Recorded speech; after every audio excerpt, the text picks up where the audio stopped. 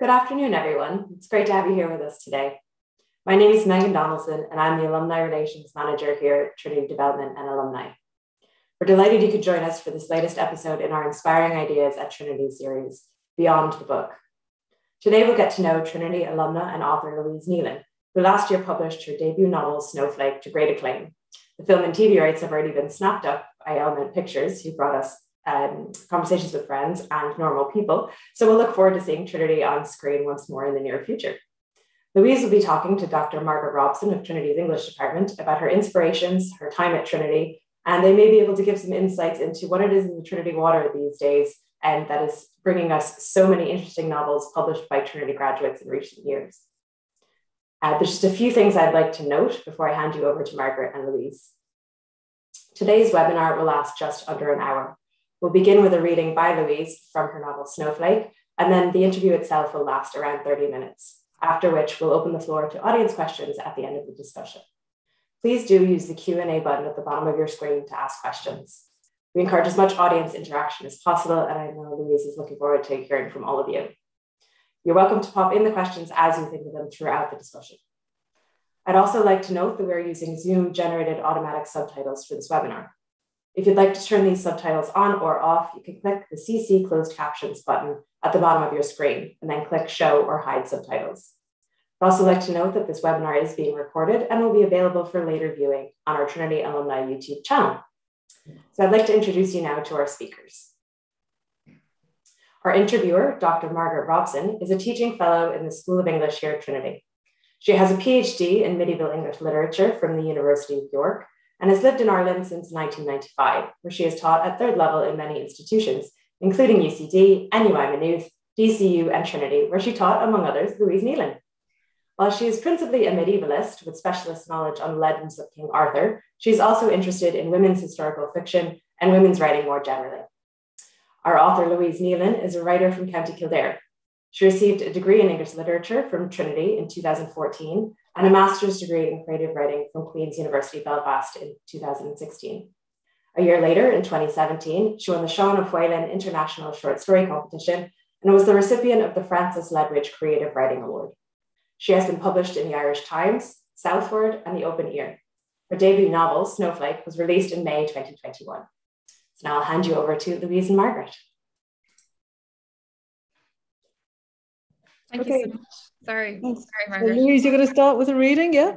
Yeah, absolutely. Thank you so much to Trinity for having me, and to Margaret for doing this.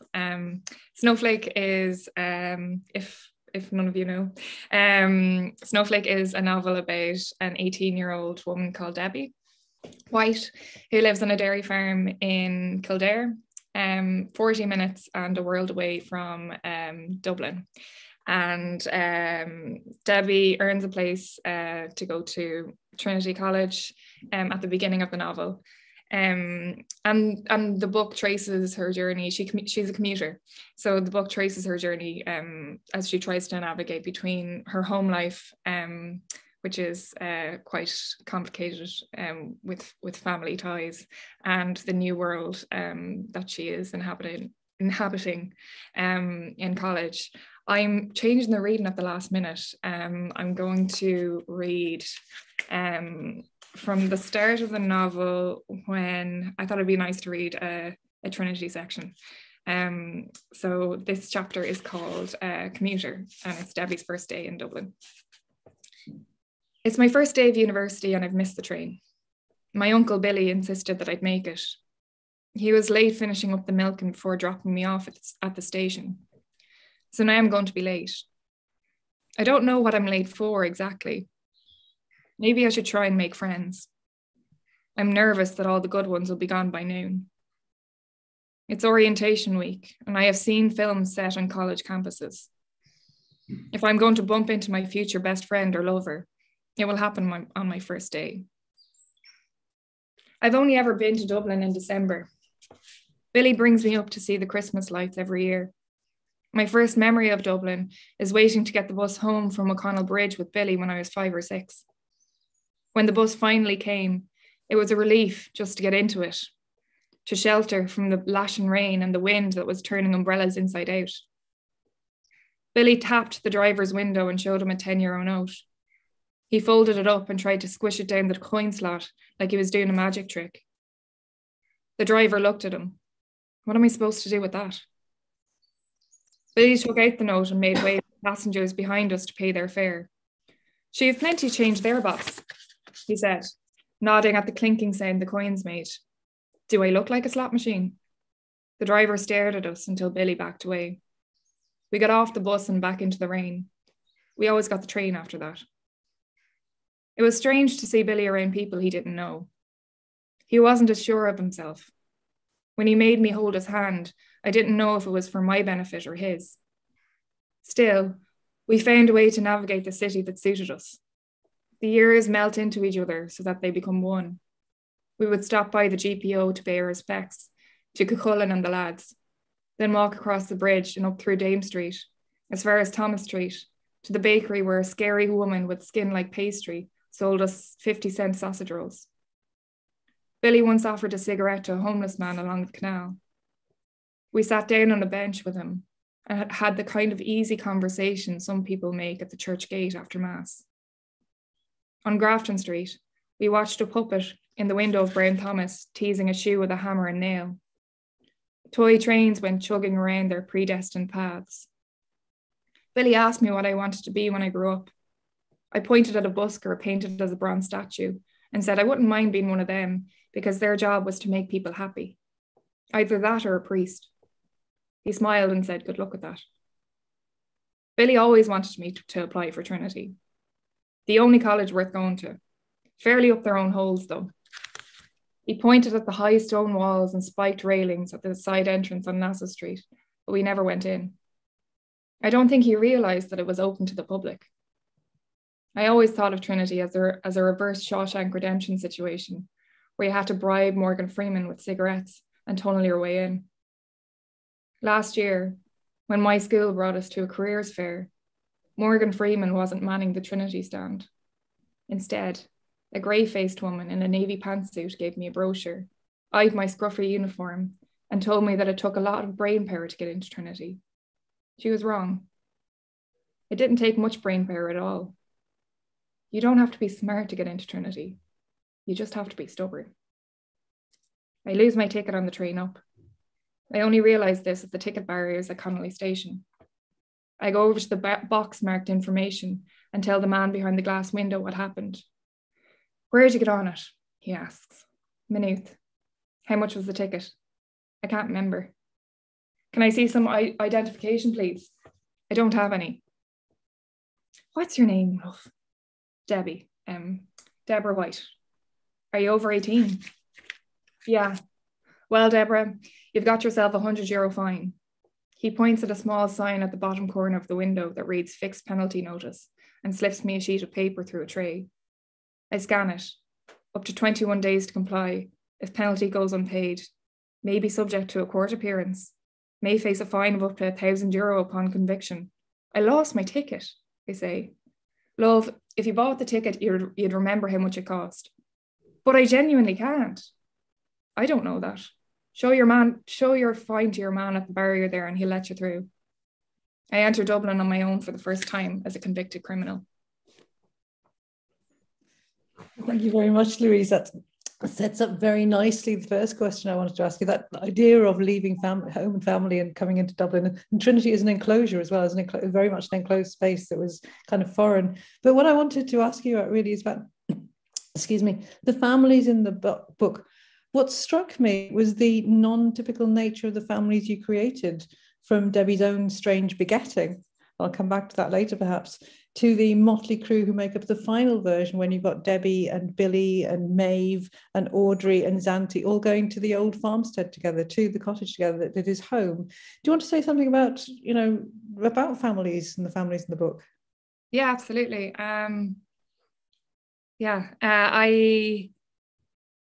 I come from a very country family, and when I first found the character of Debbie, I really struggled to find out who her parents were. And I came by Debbie when I came by Debbie, she was actually mixed with the character of Maeve. And I didn't know that they were two separate people. So Debbie was pregnant at one point. And once I separated them apart, it became clear that, because the father, Debbie's father, was always unknown.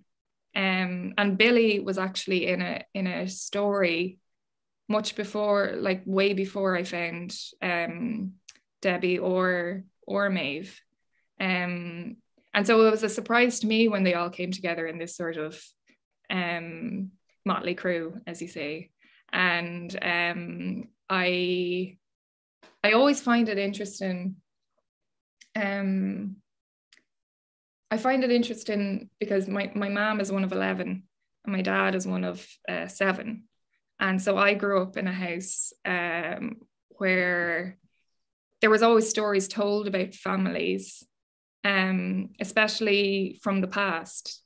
And as much as there were stories told, there was also stuff that I'd only ever really asked my dad, like after a few pints in the pub. So there was like a sense of like inaccessible information as well, and like mystery.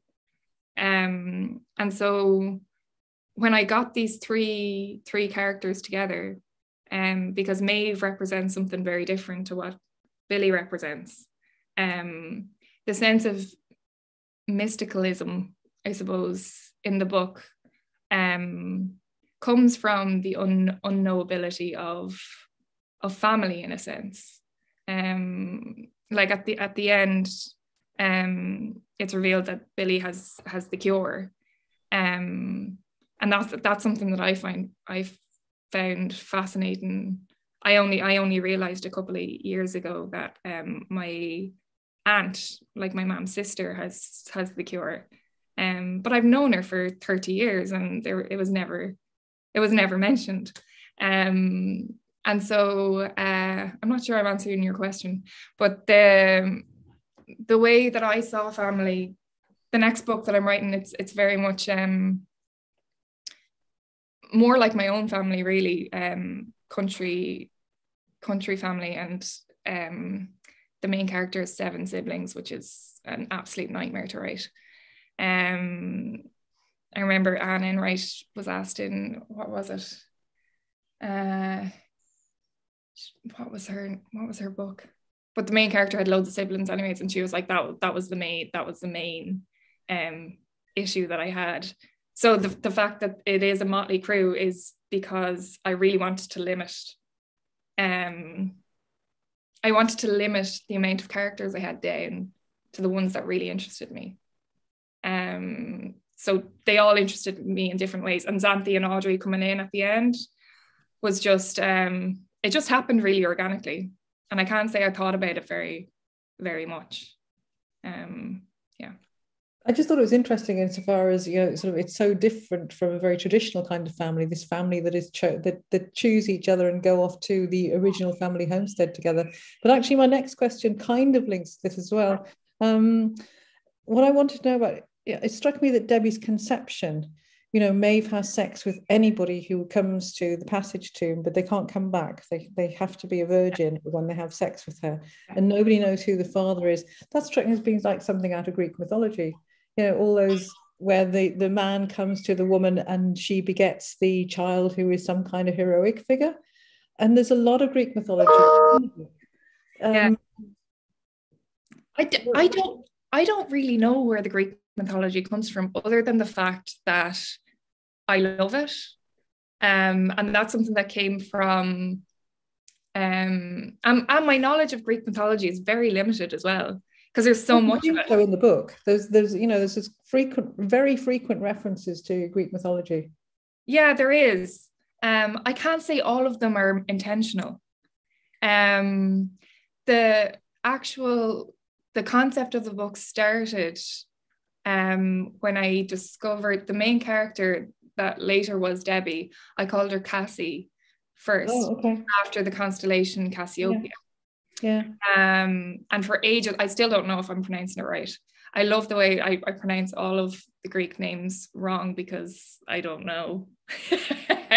how to pronounce them until you go into like a tutorial, and someone pronounces it differently, and you're like, oh, it's like Harry Potter and Hermione.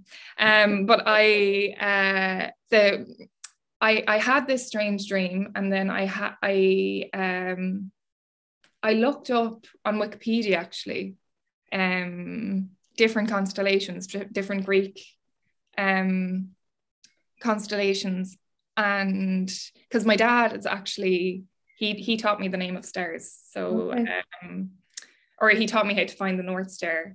He made up a lot of stories, and so the character Billy, my dad thinks he's completely Billy, and I'm like, no, you're not that much of an alcoholic, or you don't live there. And but it's always interesting how like there, a lot of the stuff is autobiographical, but it's taken from real life and woven in. But yeah, the Constellation of Cassiopeia, I came across it, and I really liked the story of how they stuck her in the sky, and she spends half the night upside down, and that really got caught in my imagination, and that was like when I was 18. And so all the time when I was in college and reading stuff in the really dark Berkeley library, with the comfy seats, I was squirreling away information. I didn't know it at the time, but that was the stuff that really I really gravitated towards. And even after I left Trinity, I went back into the library, and I went up to philosophy and psychology, and was obsessed with the stuff about dreams, and often that comes back into mythology, and because we know so little about the unconscious, and apart from the fact that we make stories about it, and the daddy of all myth really are the Greeks. That's really interesting, because I mean there are so many books that have come out recently that are or use or invoke Greek mythology. I'm thinking about Pat Barker's The Silence of the Girls, The Song of Achilles, and I do think and there are loads more, but particularly Pat Barker's The Song of the Girls is really about writing for women now, but using Greek myths to do it. And there's so many of that now, so that's why. Anyway, I didn't want to get you stuck on the Greek myths. I just thought it was really interesting. But also the fact that Debbie retells them in her own way, because the Greek myths are so misogynistic, as well. So it's using that to I don't know. No, I was just sort of very, very conscious that it was there, and particularly Debbie's begetting. I'm going, hang on a minute. That sounds like a Greek story from Greek myth to me that's being reappropriated for now. Anyway, sorry, can I move on? From the very opening of Snowflake, we see characters who are lonely, who are lost, who don't fit in. Is writing your own world a sense to some kind of unbelonging? Yeah. Response to it? Absolutely. Next question. That's fine. It completely is. And I never thought that it would give me so much. Okay. I never thought that it would translate into reality.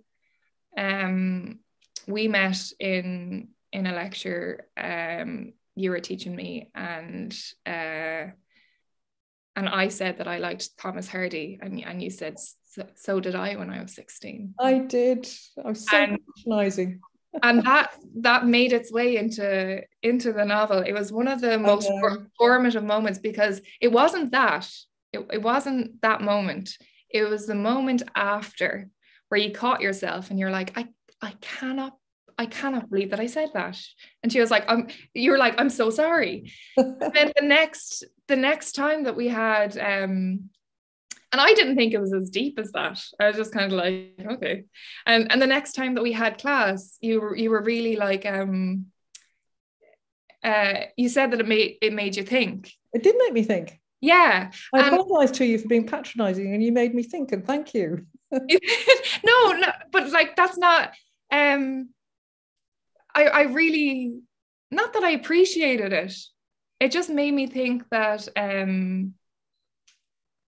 it was one of the more human interactions that I had in tutorials, and it made me feel really good as well, because I look quite young, and and I have, like, people do patronize you when you look quite young, and so I spend a lot of my time being, I think Maeve Binchy said something about the power of being like a nondescript woman, just overhearing people's conversations, because and I think there is something in that. And I spent the whole of my time in Trinity just trying to feel like I belonged, or and I didn't, and so I went really into perfectionism and trying to get a first in all my essays, and really berating myself when I didn't, and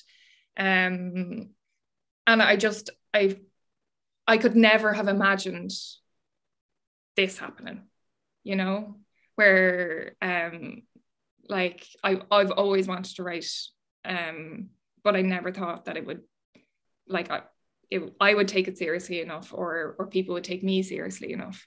And I find my power in sitting down at the page, not necessarily when I'm published, even though like stuff like this is great, but like a lot of the questions that I get asked are still to do with my age, or when like I'm not even a very high profile writer or whatever, but whenever I get any attention, it's often to do with my age, or people get my age wrong, which would be a minor inaccuracy, like only it's in the headline, you know. Yeah. And then I get people who know me messaging me being like, why are you lying about your age? And I'm like, no, I'm not. They're just kind of guessing. And so I find that's been a whirlwind, and it's taken me a long time. It's taken me like a year. The book's published a year now, and it was kind of like it's a whole different thing, writing in your bedroom and getting published and talking about what you wrote. Colin Barrett said, you write a book and then people expect you to know what it's about, which is great, and he's great. But it's two different skill sets, and I am enjoying like promoting the book or whatever, but it's a very weird thing.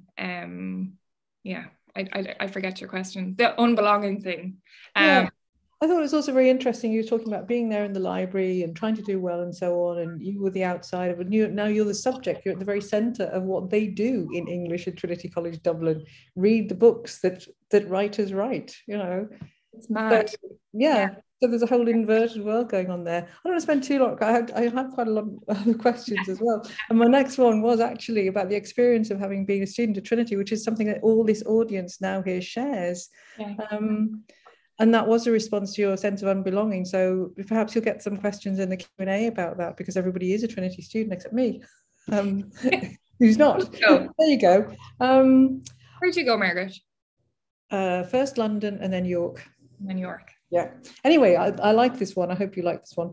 So some of the agricultural and rural detail looks callous to anyone not familiar with the everyday of farming life. The hedgehog starving to death at the bottom of the cattle grid. What do you say to hedgehog-loving townies? Yeah, get real. That's something that I really, really noticed when I went to Trinity, was especially like the vegan movement. That's something that really clashed with my upbringing. And I have a friend now, Marcus, and he sent me I actually met him in Deirdre Madden's class. We took a creative writing course together, and he sent me a voice note the other day, and he was like, I know that you're anti-vegan. And I was like, no, I'm not anti-vegan. I just it's so different to how I was brought up. And there's a scene in Snowflake that comes directly from from my life where I started buying oat milk and putting it in the fridge, and my dad was looking at it like, what is this? And I was like, it's oat milk. And he was like, oats have tits now, do they? Like, you can get free milk. You can get free milk at home, and you're buying this watery shite for €3 in the shop. Excuse my language. But one of, like, I got my sex education from cows. I got, like, we had a gay bull, and so yeah, we had a gay bull, and he wasn't impregnating any of the cows. And then as soon as we threw in another bull, he was happy out then, because the other bull got him started, and then he was able to go around, happy as Larry. And death was just a part of, like, I remember being really embarrassed bringing my friends from school around. They loved coming to the farm. But it was quite dangerous. I think their parents realized, I don't think their parents realized how dangerous it was,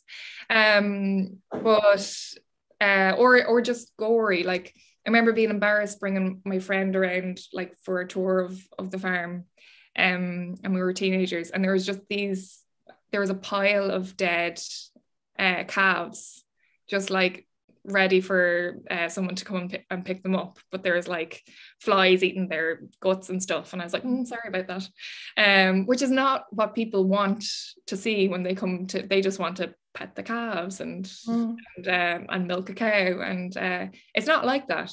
It's very cruel. And the first time when a calf is born, yes, it's magical, but the calf stands up afterwards, and then you have to separate it from its mother very soon afterwards, and then it goes into a little cage with other calves, and it's well treated, especially in our farm, but there's still that separation. And so yeah, when I have friends who are vegan. And I went a while not eating meat, but then when I moved home, you just get, like, sucked back into. It's a very cruel world, and it's the first time I had any, like, moral questions, like, about the world. It was all to do with cows. Okay. I've got two questions really that I'd really like to have time to address both of them to you, both of which are sort of fairly serious. And one is kind of relates to that, but it's rather than animals, it's about people. So I wanted to ask you, the other one's about sex, by the way, so we want to get onto that one. I wanted to ask you about Billy's unacknowledged suicide attempt.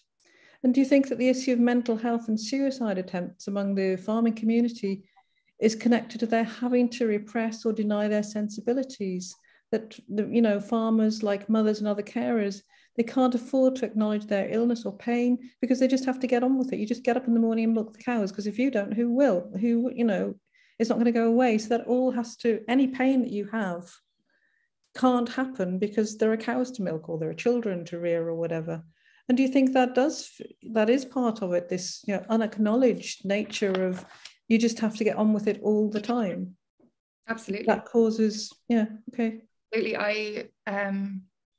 I remember I had quite bad mental health when I was in college, and I was milking cows with my dad one weekend, and I couldn't stop crying. And for a while, I like hid the tears, and I was just like you say, like, it's quite therapeutic milking cows sometimes, because there's machines and there's a nice clip clop sound. It's really therapeutic. But I was just having a really bad morning, and my dad, he's a really kind, patient man, realized that I was crying, but he didn't understand why. And I couldn't tell him why. And so he misinterpreted it as me just not wanting to be there. And then I really broke down, and I was like, I want to go inside, and he was like, no, you can't, because there's cows to be milked. Milking, yeah. And so I had to swallow whatever I was feeling, and I got on with it. But that's like, I'm a person in my family who does the least amount of work on the farm, and like growing up, like I felt that, and my dad, when he read Snowflake, he was really touched by the amount of and I was surprised by the amount I wrote about farming and the land and the relationship to the animals, and that was my connection to the farm, is for better or for worse, imaginary. It feeds my imagination. I don't do so well on a practical level, but I'm very sensitive to it, and absolutely, Billy's suicide came as an awful shock to me. It was something that I wasn't expecting, and I really didn't want to use it gratuitously. Yeah, I didn't want to use it as a big shock and the pinnacle of the story, and for it to fall away then, or the reason why the story took place. And it was really in Billy's character to ignore or try to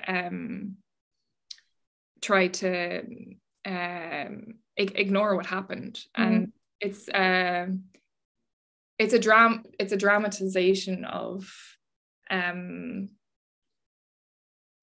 men in that I've seen in my life, just being like, it is what it is, and it's, you get thicker skin when you live in the country, and that isolation is real. And yeah, it's a pandemic really of loneliness. And I saw Billy as the stalwart of the family, and it made sense to me that he would have to be vulnerable at some stage, and turn out to be the one that Debbie and Maeve had to save a little bit. That's really interesting. Thank you. Yeah, this is my last question, so just to give other people a bit of space. But I do want to ask this, partly because of how we met in the first place, and of course the sex. Yeah. There's the sex that isn't sex, and the intimacy that isn't intimate. And I thought that the possibility for sexy relationships in the novel were actually, on the whole, quite sad. It's a long way from D.H. Lawrence, and I am going to quote D.H. Lawrence because that's where we started. In Lady Chatterley's Lover, D.H. Lawrence and his wholehearted fucking. You don't get that. No. Can we have some wholehearted fucking in the next one? Sorry, Louise. Oh God. Like Lawrence, come on. I hope so. I don't like writing miserable sex scenes, but I do think that there is I do think that there is a weird, Irish people have a weird relationship to sex. Because, Debbie doing it through her knickers. Yeah. It's not Debbie, it's Auntie. Auntie, yeah. And the fact that she can't even look at her genitals, or she thinks it's wrong. Yeah. That's really sad. Incredibly sad. Yeah. I think there's two things. We've inherited sexual trauma and shame from our mothers, and we have the internet now, and there's an expectation for women to be very well groomed, and to be for sex to be sanitized, and both of those things together doesn't make for a great time, and didn't make for a great time, I know, for me, like in my 20s. And I wanted to reflect that. I wanted to reflect how, like, there's a pressure to be sexually liberated, and we're not, and yet we're not talking about it. And there's so, like, the first story I ever wrote and got published was published under the headline in the Irish Times as "The Bad Sex Story." I was so afraid of what my mom would think. And then I heard her on the phone to her sisters be like, yeah, if you Google Louise Nealon and bad sex, it should come up. And I was so proud of her. I was so proud of her for not being ashamed of it. And I knew she said to me, she was like, of course, we always talk about, like, the first story I got published or whatever, and she's classic Irish mother. She has, like, hung up like one of the stories that I got published in the far room, and a couple of things, and she was like, Louise, you've never printed off that story for me. I want to hang it up. And I was like, oh God, no, ma'am. And she was like, no, it's the first story. So I still have that, which is interesting. But I do remember, I'm not sure if I should say this, but I do remember my grandmother's wake happened in our house, and I was down in the fire room, and someone came in, a distant relative, and she was looking at some of the things that my mom had framed on the wall. She was like, yeah, I read that. She was like, I read that story in the paper, that first story. And I was like, all right. She was like, I'm glad it wasn't my daughter. She just left. Whoa. Yeah. So there still is that. And so I would love to write some wholehearted fucking, to quote D.H. Lawrence, in the next book, and I hope I do. And the older that I get, the more comfortable that I get in my sexuality. But it wasn't the same. It isn't the same for Debbie and for Xanthi. They exist in a world, and they are at the age where sex is very unknown and scary. And there's a lot of power politics and gender politics in it. And I'll say one last thing, and then I'll go away and say thank you. Does your mum want to come and do a degree in English? I think she should. I will tell her that. I will tell her that. Yeah. I'd love to talk to her about these things. Not that I couldn't anyway. Thank you very much, Louise. That was really, really interesting to get your take on those things, agriculture and sexual.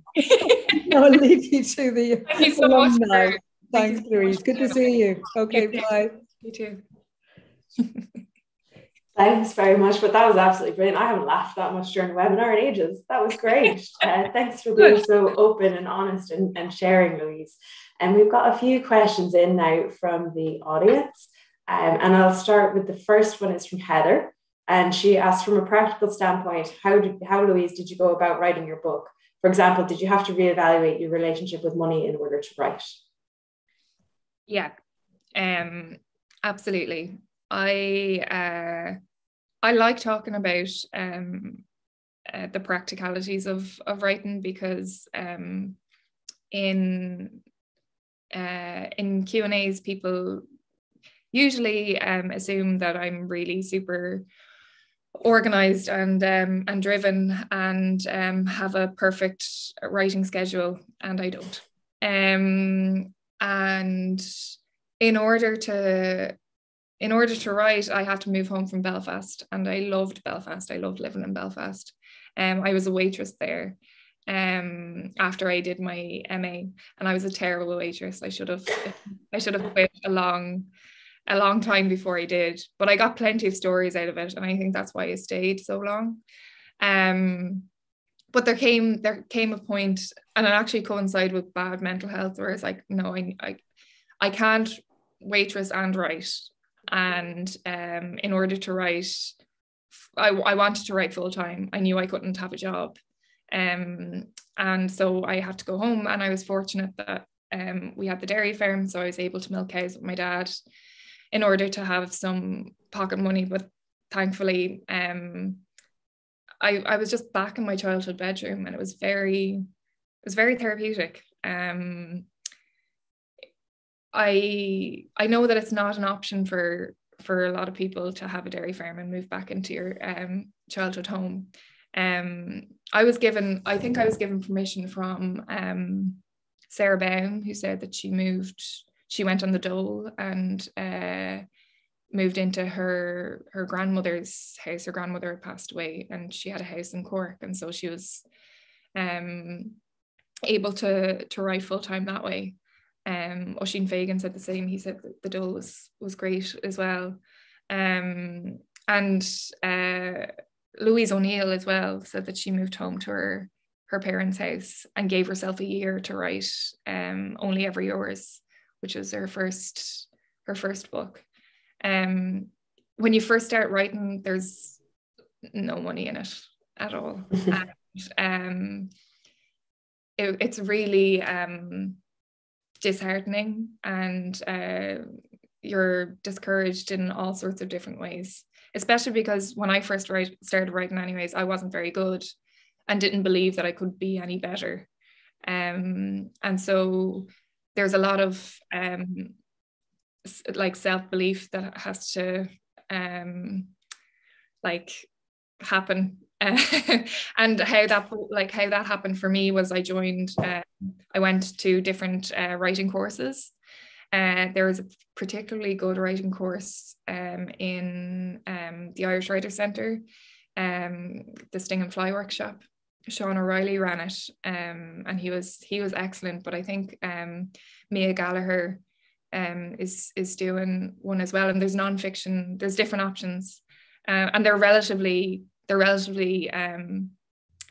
cheaper than an MA, and they're probably as good. And that's how I met my writing group, my current writing group. And we supported each other and bitched and cried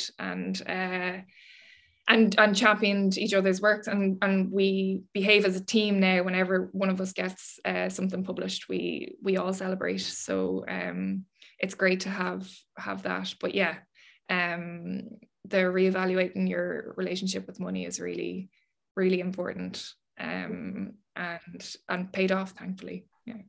I mean, just coming from that answer, it's clear that some of the most important things a budding writer can have are support networks, whether it's mental, and family supports, but fellow writers, and the ability to sort of have a safe space and know yourself. Because some people would love to have, I write, you hear those authors, I write from 5 a.m. till 8 a.m. and then I get on with your day.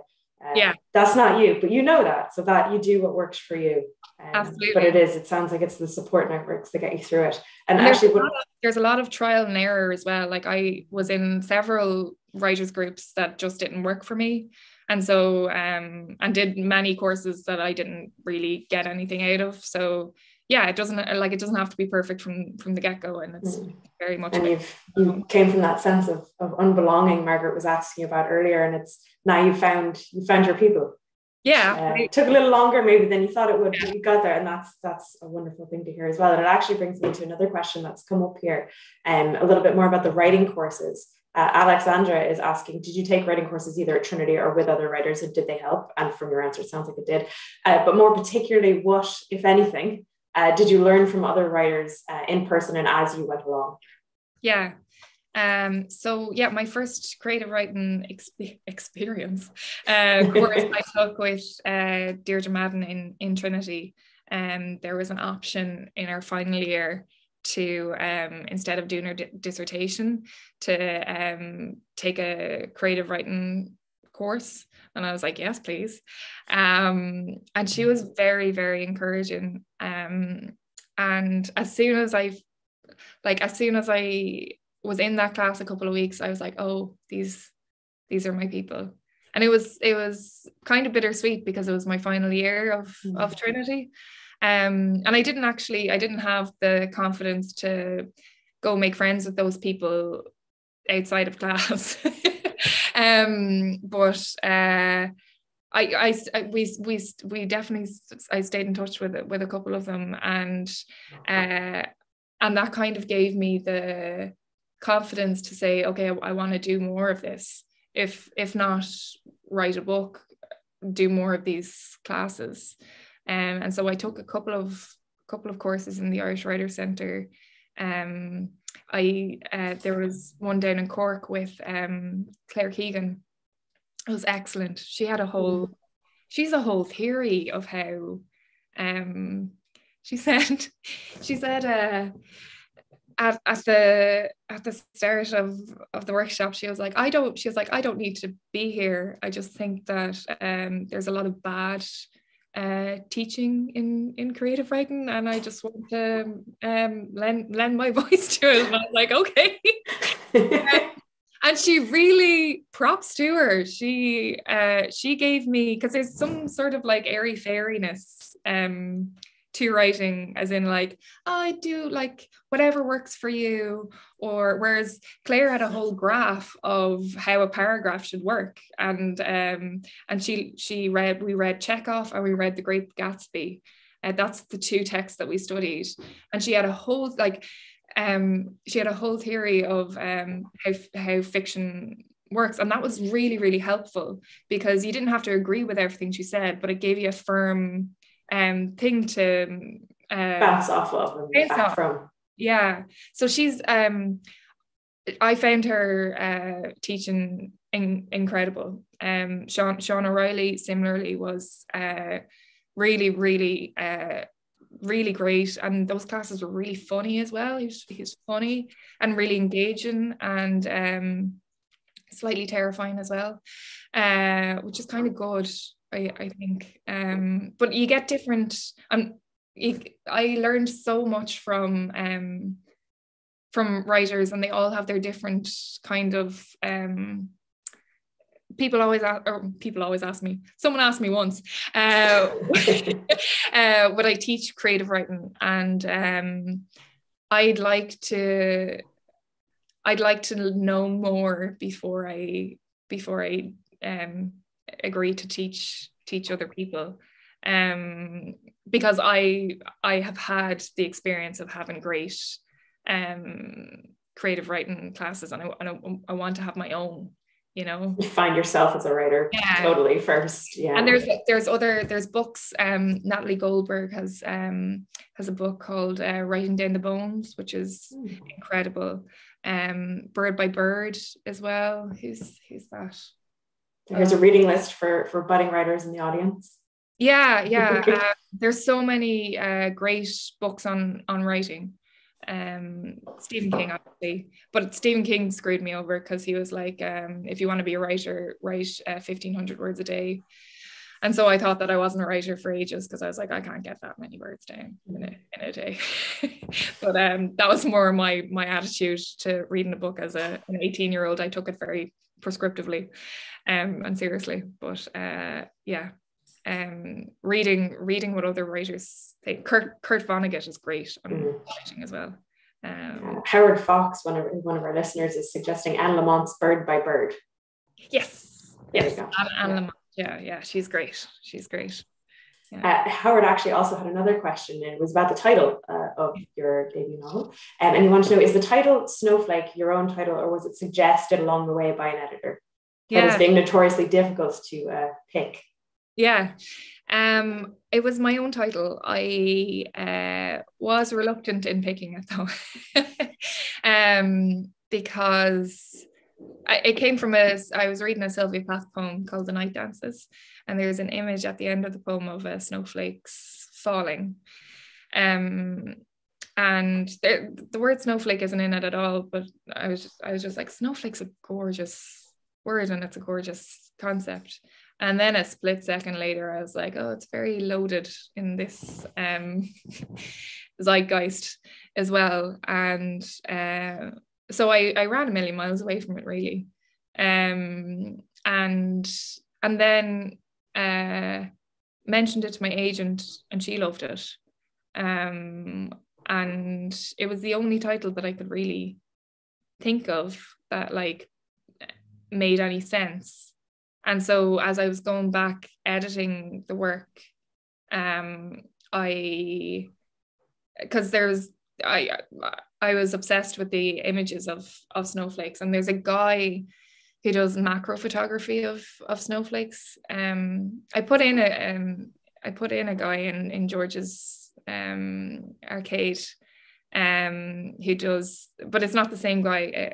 Alex something is his name. He's a Russian photographer, but he takes it's very makeshift setup. He puts like a magnifying glass on a camera, and takes and has a velvet black cloth, and he takes images of snowflakes falling, and all snowflakes are different, obviously, but they look like sculptures, like ice sculptures. And there was one specific one of a St. Bridget's cross, like it looked exactly like a St. Bridget's cross, and I kind of took that as a sign that that it was the right title for it. But I still it was a gamble really to choose it, but I'm glad I did in the end. We have one final question now before we wrap up today, and it's from Anthony. He says, how do you create and develop your characters? Do you draw from life or people you know, or are they entirely fictitious? So putting aside the fact that your dad's convinced that he's Billy and you're equally convinced that he is not, are there other friends and family who are thinking they've seen themselves in the novel? Yeah, there's so I draw from different people, but like for instance, I'll take the character of Debbie, who started off as an avatar of me, and like that first the reading, that chapter is basically my first day at college. I got a fine when I lost my train ticket on the journey up, and so Debbie kind of started off as an avatar of my 18-year-old self, but then she started to surprise me and do things that I wouldn't necessarily do, and that's kind of when the characterization begins. And it's very hard to explain. They become, oh God, Siri's just after popping up. That's terrifying. They become their own. They start to rebel against you. So I tried to get Debbie interested in ballet, because I was interested in ballet. And she was like, absolutely not, no. And similarly with Xanthi, I started Xanthi off as a very like anti-Debbie sort of character, and I was surprised at the depth that she showed. So yeah, there was a lot of giving into and going along with the direction that the characters chose for themselves, and I'm aware that sounds a bit mad, but it was fun, and like there's a bit of like my Uncle Martin in Billy, because there was a story about my cousin Siobhan getting drunk and being hungover the next morning, and he wasn't angry at her for being hungover. He was angry at her for being hungover from Alka-Pops. He was like, at least if you're going to drink properly, drink some hard, drink pints. And so that whole chapter, drinking lessons, is inspired by that anecdote of my Uncle Martin being like, will you ever cop yourself on? Not that he did take Siobhan for a drinking lesson, but I think that he should have. And so stuff like anecdotes like that from real life, I give them to my characters, but it's really I've never created a character who's based completely on someone real. I think it would inhibit the character, because they are individuals in their own right, and reality would kind of just like completely limit them. Mm-hmm. Thank you for that. And it doesn't sound mad at all. It's not the first writer I've heard say that. I remember reading an interview with somebody, and I can't remember who it was, and they said, you know, I was trying to make this character do this, but they weren't having it. Not for love or money, it wasn't happening. Yeah. And yeah. and as a non-writer, they go, well, it's your character, but so many writers that they're not. They develop this whole thing of their own, and you follow where they're taking you. So you're in good company there, I think. Now we're coming up to the hour, so I will say thank you both very much for joining us today. You've been very generous with your time, and you've been incredibly honest and open. And there was a couple of comments from the audience members who have appreciated that, as do we. It was really just a pleasure to listen to both of you and to learn about the life, Louise, behind the book. And I think we're all looking forward now to the next one. And I think you need to do the audiobook for Snowflake, because it was a pleasure to listen to you read it. And it was very funny. So I'd like to thank both of you. I'd like to thank my colleagues who are working away in the background in the alumni office here who made this happen, Anthony Hopper and Mark Deering. And of course, everybody who's been listening today, thank you for joining us and for sharing your questions. Just share my screen here. So our next webinar will air live on Wednesday, the 25th of May, and we'll tackle a subject very much in the news these days, ESG. Professor Martha O'Hagan-Luff of the Trinity Business School will lead a panel of alumni experts in a discussion about what ESG is and what it means both for large companies and small businesses, and how to be an ESG leader in your workplace. Details on how to register, you'll find them on social media in the coming days, so just keep an eye out on all our social media channels. If you have any questions or comments regarding this webinar series, or other questions you'd like to ask of us here in the alumni office, you're welcome to email us at alumni@tcd.ie. I'd just like to say thank you again to everybody for joining us, and until next time, take care.